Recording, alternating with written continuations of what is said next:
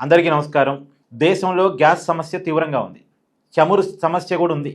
కాకపోతే గ్యాస్ సమస్య అయితే దారుణంగా ఉంది. దాదాపు ముంబైలో 20% హోటల్స్ కమర్షియల్ గ్యాస్ లేకపోవటం ఫలితంగా మూతపడ్డాయి అని ఈరోజు వార్తా పేపర్లో వచ్చింది. అయితే నిన్న నుంచి అన్ని ఛానల్స్ మాట్లాడుతున్నాయి కదా. కేంద్ర ప్రభుత్వం కూడా స్పందించింది. ఈరోజు పేపర్లో కూడా బ్యాన్ రాయటం అదే. మోడీ గారు స్పందించారు, కేంద్ర చమురు శాఖ మంత్రి స్పందించారు. ఏకంగా ఒక స్పెషల్ గెజిట్ నోటిఫికేషన్ రిలీజ్ చేశారు. ఆ నోటిఫికేషన్ ఏంటంటే గ్యాస్ ఉత్పత్తిని పెంచుకోవడానికి గ్యాస్ కంపెనీలకి పర్మిషన్ ఇవ్వటం, గ్యాస్ బ్లాక్ మార్కెటింగ్ కాకుండా చర్యలు చేపట్టాలి, ప్రయారిటీ బేస్ మీద గ్యాస్ సప్లై ఉండాలి అనే దాని మీద కేంద్ర ప్రభుత్వం నిన్న స్పెషల్ గెజిట్ నోటిఫికేషన్ ఇచ్చింది. అయితే సమస్య స్టార్ట్ అయిన తర్వాత, సమస్య వల్ల ఇబ్బందులు ఏర్పడ్డ తర్వాత కేంద్ర ప్రభుత్వం స్పందించింది. కానీ మన ఛానల్లో మనం డే 1 నుంచి ఈ సమస్యను మాట్లాడుతూ వస్తున్నాం. యుద్ధం స్టార్ట్ అయిన రెండో రోజు నుంచే దేశంలో చమురు సమస్య రావడానికి అవకాశం ఉంది, గ్యాస్ సమస్య రావడానికి అవకాశం ఉంది. కేవలం మన దేశంలోనే కాదు, ప్రపంచవ్యాప్తంగా కూడా ఈ సమస్య రాబోతుంది. అయితే మనకి రష్యా అండగా ఉండటం వల్ల కొంతవరకు చమురు సమస్యను అధిగమించగలం. రేట్లు పెరుగుతాయేమో కానీ కొరత రాకపోవచ్చు. కానీ బయట దేశాల్లో అయితే కొరత కూడా వస్తుంది. నేను ఉదాహరణ కూడా చెప్పాను, మొన్న ఒక వీడియోలో చేశాను. బంగ్లాదేశ్లో ఆల్రెడీ చమురు సమస్య స్టార్ట్ అయింది. అక్కడ 300 రూపాయలట లీటర్ పెట్రోలు. కానీ 600 పెట్టినా సరే పెట్రోల్ దొరికే పరిస్థితి లేదు. అఫీషియల్గా లీటర్ పెట్రోల్ ధర 300. కానీ 300కి ఇంకొక 300 కల్పించినా కానీ పెట్రోల్ లేదు, చమురు సప్లై లేదు వాళ్ళ దేశానికి. ఇరాను హార్మోజ్ జలసంధిని మూసివేయటం వల్ల, గల్ఫ్ దేశాల నుంచి వచ్చేటువంటి సప్లై ఆగిపోవటం వల్ల బంగ్లాదేశ్ లాంటి చాలా దేశాలకు చమురు సమస్య ఏర్పడింది, చమురు కొరత ఏర్పడింది.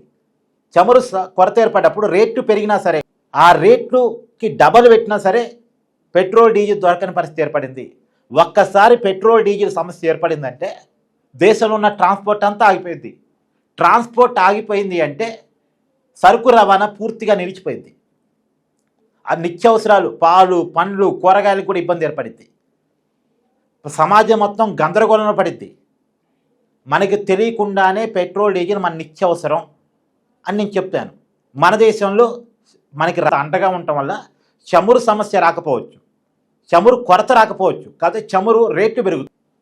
కాకపోతే ఆ రేట్లు కూడా పెరగకుండా కేంద్ర ప్రభుత్వం చమురు నష్టాలని క్రూడ్ ఆయిల్ సంస్థలే భరించాలంటే ఆయిల్ కంపెనీలే భరించాలని ఒక ఆదేశాలు జారీ చేసింది. వాళ్ళు కూడా ఎన్నాళ్ళు భరిస్తారు? కొన్నాళ్ళు భరిస్తారు. తర్వాత నష్టాన్ని మన మీదే వసూలు చేస్తారు. ఖచ్చితంగా పెట్రోల్ డీజిల్ రేట్ పెరుగుతాయి, పెరిగేది పక్కా. కానీ గ్యాస్ సమస్య అంటే గ్యాస్ కొరత ఏర్పడుతుంది. గ్యాస్ రేట్ పెరగటం కాదు, గ్యాస్ కొరత ఏర్పడుతుంది.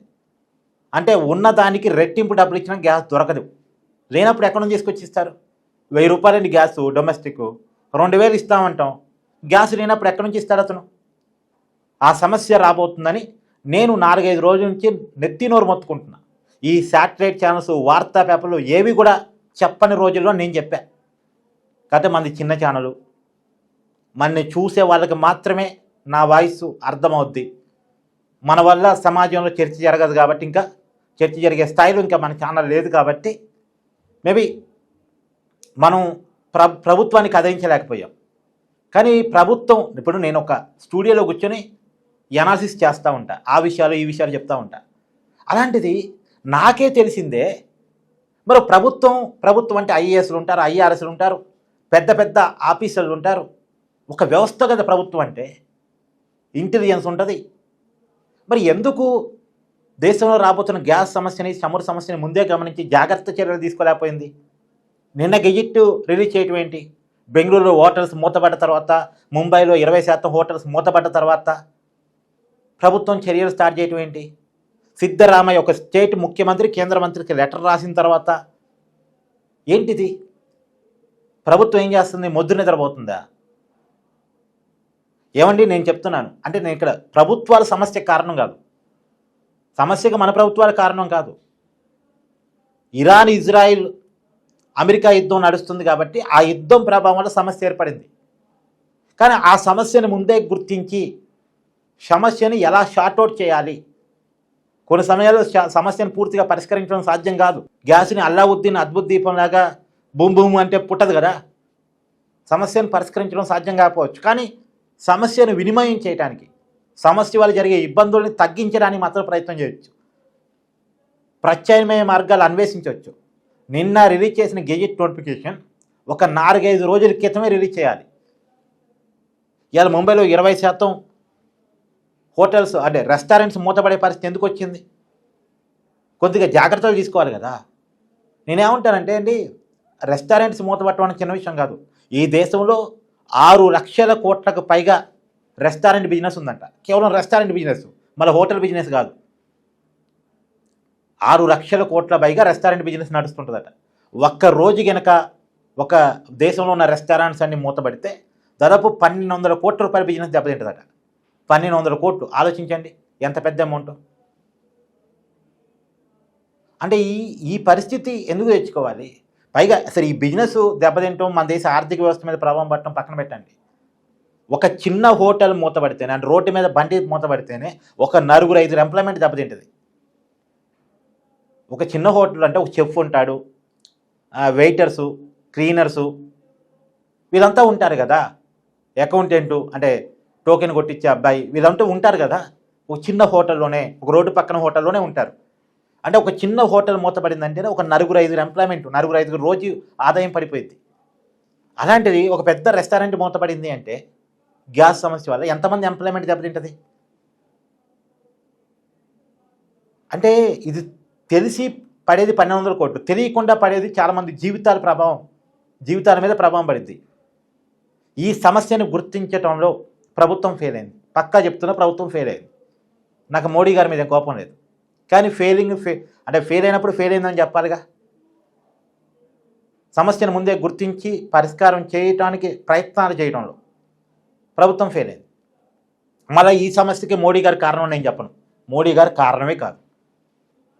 కానీ ఈ సమస్యను గుర్తించి పరిష్కారాలు చూపించి ప్రత్యామ్నాయ మార్గాలు ఎతకడంలో మాత్రం ముందుగా ఫెయిల్ అయ్యాం. ఇవి నిన్న నుంచి ఎదుగుతున్నారు, నిన్న నుంచి చాలా ట్రై చేస్తున్నారు. కానీ ఇప్పటికైనా నేను జనాలకు చెప్పేది ఏంటంటే, గ్యాస్ని చాలా జాగ్రత్తగా వాడండి. ఇప్పుడు ఈ కొరతను అడ్డం పెట్టుకొని బ్లాక్ మార్కెటింగ్ చేసే వాళ్ళు పెరిగిపోయారు. ఏదో హోటల్స్లో 1,200 సిలిండర్ని, అంటే కమర్షియల్ గ్యాస్ 1,200, 1,300 అంట కదా. డొమెస్టిక్ అయితే నాకు ఐడియా ఉంది, 1000 రూపాయల దాకా ఉంది. కానీ కమర్షియల్ గ్యాస్ ఇంకెక్కువ కదా, దాన్ని 3,000కి అమ్ముతున్నారట బ్లాక్లో. అంటే రెట్టింపుకి రెట్టింపు 3,000కి ఏమి అమ్ముతున్నారట. ఇట్లా బ్లాక్ మార్కెటింగ్ చేసేవాళ్ళు, కృత్రిమంగా కొరత సృష్టించే వాళ్ళు కూడా పెరుగుతారు. అసలే కొరత ఉంది కదా, దీంట్లో మనం దీన్ని వాడుకుందాం, బిజినెస్ చేసుకుందాం, డబ్బులు ఎక్కువ సంపాదించుకుందాం అని ఆశించే వాళ్ళు కూడా ఉంటారు. దీన్ని జాగ్రత్తగా డీల్ చేయాల్సిన బాధ్యత ప్రభుత్వం మీదే ఉంటుంది. ఈ బ్లాక్ మార్కెటింగ్ కాకుండా, కృత్రిమ కొరత రాకుండా చూడాల్సిన బాధ్యత ప్రభుత్వం మీద ఉంటుంది. అలాగే జనాలను కూడా నేను రిక్వెస్ట్ చేస్తున్నాను, వీలైనంత వరకు ఎలక్ట్రికల్ పొయ్యిలు వాడండి. ఎలక్ట్రికల్ పొయ్యిలు, కుక్కర్లు ఉంటాయి కదా, కుక్కర్లో అన్నం కూరలు వండడానికి ట్రై చేయండి. ఈ కొన్ని రోజులు యుద్ధం ముగిస్తే మన సమస్యకి పరిష్కార మార్గాలు దొరుకుతాయి. కొన్నాళ్ళు మాత్రం కొద్దిగా ఇబ్బంది ఉంటుంది. ఆ ఇబ్బందిని ప్రజలు కూడా అర్థం చేసుకోగలగాలి. యుద్ధం స్టార్ట్ అయ్యి 10 రోజులే, ఇప్పటికే ఈ సమస్య క్రియేట్ అయిందంటే ఇంకా రాబోయే కాలంలో.